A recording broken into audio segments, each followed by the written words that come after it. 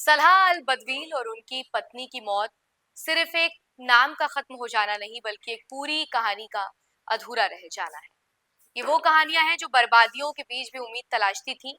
वो सपने जो राख होने से पहले आने वाली नस्लों को सजोए जाते थे। खान यूनुस की गलियों में शायद आज भी उनके कदमों की आहट बाकी होगी, मगर अब वो लौटेंगे नहीं। वो घर जहां कभी हंसी गूंजती थी, आज बस मलबे और आंसुओं का मंजर है। युद्ध विराम की मोहलत खत्म होते ही बमबारी फिर शुरू हो गई है और उसी के साथ न जाने कितने मासूम जिंदगियां भी खत्म हो गई। नन्हे हाथ जो किताबें थामने के लिए बने थे, अब अपने उजड़े घरों का मलबा हटाने में लगे हुए हैं। माओ की गोदें फिर से सूनी हो गई हैं। गजा की इस रात में सितारे अब भी चमकेंगे, लेकिन उन उजालों के कोई मायने नहीं जब जमीन पर अंधेरा ही अंधेरा हो।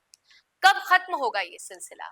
दरअसल इजराइल हमास युद्ध विराम खत्म होने के बाद फिर भड़की हिंसा, युद्ध विराम समाप्त, इजराइल का हमास के खिलाफ आक्रामक रुख, इजराइल और हमास के बीच महीनों से चल रहे संघर्ष में युद्ध विराम समाप्त होने के बाद हालात फिर से गंभीर हो गए हैं।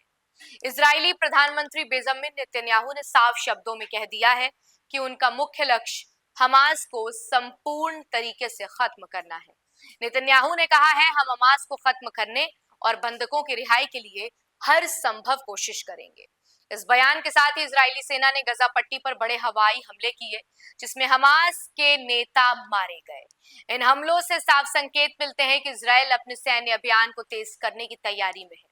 युद्ध विराम के बाद इजराइल ने गजा में कई प्रमुख ठिकानों को जो है वो निशाना बनाया है। इजरायली हवाई हमलों में मारे गए लोगों में हमास की वास्तविक सरकार प्रमुख एसाम अदलीस और आंतरिक सुरक्षा प्रमुख अहमूद अबू वतफा भी शामिल थे। इसके अलावा हमले में कई बाकी अन्य अधिकारी थे जो मारे गए। इजराइल की सेना ने शुक्रवार को हमास के सैन्य खुफिया उसामा तबाश को भी मारने का दावा किया। इजरायली सेना के बयान के मुताबिक उसामा तबाश हमास की खुफिया निगरानी यूनिट के प्रमुख था और लंबे समय से इजराइल के खिलाफ आतंकी गतिविधियों में शामिल थे। फलस्तीनी स्वास्थ्य अधिकारियों ने बताया कि इन हवाई हमलों में कम से कम 400 लोगों की मौतें हो चुकी हैं, जिनमें ज्यादातर महिलाएं और बच्चे हैं। इस हिंसा में गजा की स्थिति को और खराब कर दिया है। युद्ध विराम की विफलता और बढ़ता संघर्ष, जनवरी 2024 में इजराइल और हमास के बीच 3 चरणीय युद्ध विराम पर सहमति बनी थी। हालांकि इसके लागू होने को लेकर दोनों पक्षों में असहमति बनी रही। अमेरिका समर्थित अरब मध्यस्थों ने दोनों पक्षों के बीच मतभेद दूरी करने की कोशिश की, लेकिन अब तक कोई ठोस समाधान नहीं निकल पाया है। युद्ध विराम पर बनी असहमति के कारण संघर्ष और तेज हो गया है। इजराइल का कहना है कि जब तक हमास के कब्जे में बंधक नागरिकों को मुक्त नहीं किया जाता, तब तक वो हमले जारी रखेगा। वहीं हमास ने इजरायली हमलों का जवाब देने की चेतावनी दी है। युद्ध की शुरुआत और अब तक की स्थिति, इजराइल और हमास के बीच ये संघर्ष 7 अक्टूबर 2023 को शुरू हुआ था, जब हमास ने इजरायली सेना पर एक बड़ा हमला किया। इस हमले में लगभग 1200 लोग मारे गए थे और 250 से अधिक लोग बंधक बना लिए गए। इसके जवाब में इजराइल ने गजा पर बड़े पैमाने पर सैन्य अभियान छेड़ दिया। इजरायली हमलों में अब तक 48,000 से अधिक फलस्तीनी मारे जा चुके हैं, जिनमें बड़ी संख्या में महिलाएं और बच्चे शामिल हैं, जैसा कि मैंने आपको बताया। इसके अलावा गजा की करीब 90% आबादी विस्थापित हो चुकी है और शहर का बुनियादी ढांचा पूरे तरीके से तबाह हो चुका है। संयुक्त राष्ट्र और कई अंतर्राष्ट्रीय संगठन इस युद्ध को रोकने की अपील कर रहे हैं, लेकिन अब तक कोई ठोस समाधान नहीं निकल पाया है। ऐसे में सबसे बड़ा सवाल है, क्या आगे भी जारी रहेगा ये युद्ध?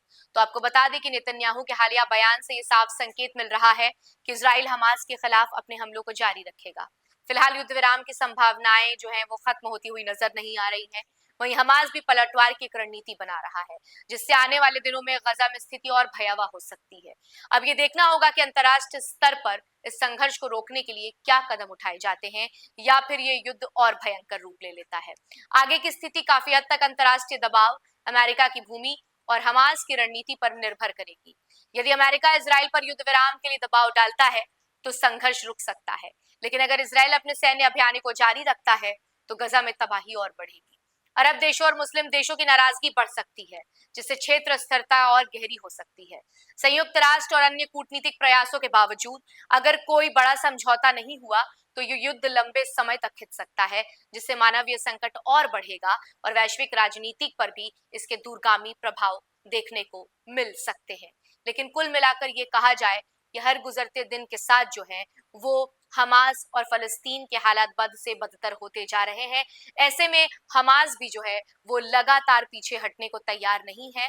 ऐसे में हमास से भी सवाल पूछना चाहिए कि क्या आपको फलस्तीनियों के वो दर्द, वो आंसू दिखाई नहीं देते हैं? क्या आपको सलाह अल बदवील और उनकी पत्नी की चीखें नहीं सुनाई देती हैं? जैसा कि मैंने पहले कहा था कि मौत सिर्फ किसी का एक खत्म हो जाना नहीं, बल्कि एक पूरी कहानी को अधूरा रख जाना होता है। तो क्या हमास का ये दायित्व नहीं बनता है कि वो इजराइल के बंधकों को रिहा करे और इस जंग को एक आखिरी मुहाने पर लाकर छोड़ दे? फिलहाल आज की इस वीडियो में इतना ही। आपको हमारा ये वीडियो कैसा लगा हमें कमेंट सेक्शन में लिखकर जरूर बताइएगा, और ऐसी तमाम अहम जानकारियों से जुड़े रहने के लिए देखते रहिए DNP इंडिया, हर खबर भरोसे के साथ।